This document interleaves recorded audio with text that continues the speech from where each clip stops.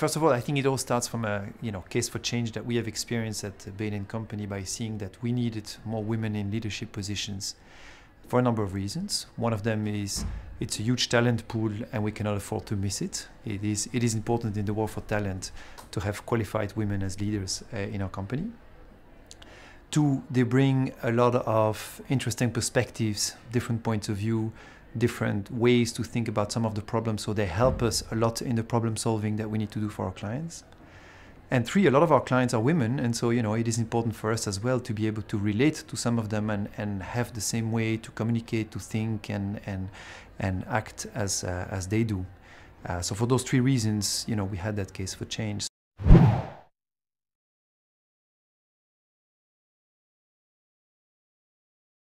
Concretely, what we do is we understand now better what the root causes are, I think, of women not being in top positions in companies in general.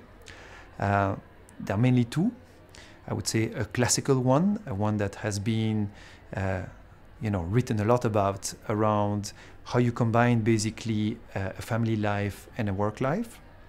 As many women, when they have kids, think about how you balance basically your work with your life,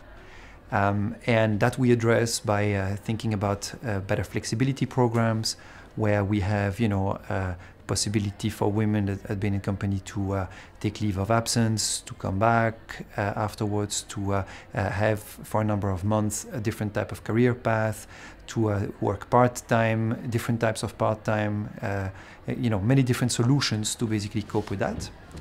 And the second issue that we've experienced in corporate life, and that is of course, as in any company, Bain & Company has that question as well, is how you deal with the different styles that women bring into a company. And so what we've been doing is really thinking about what is the different working style that women have,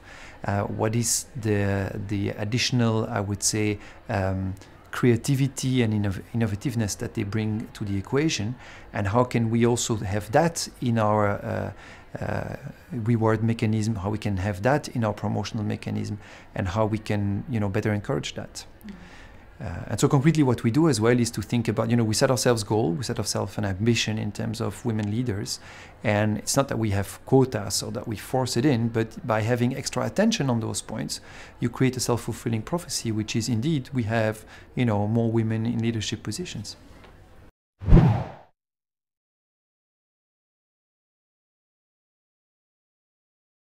So the reason why this change is slow, or the reason why we've been talking about this a lot but with limited action, is that everybody kind of said there is a case for change, but nobody really was true to I would call it the business case of change, and didn't see why it was better to have more women in leadership positions in their companies. And as long as you're not convinced about the fact that you cannot miss that critical talent, that you cannot miss those critical competences, that you cannot, basically miss that point of view, you will not embrace that change, and you will not take the necessary measures to basically do it. That's probably why it has been too slow.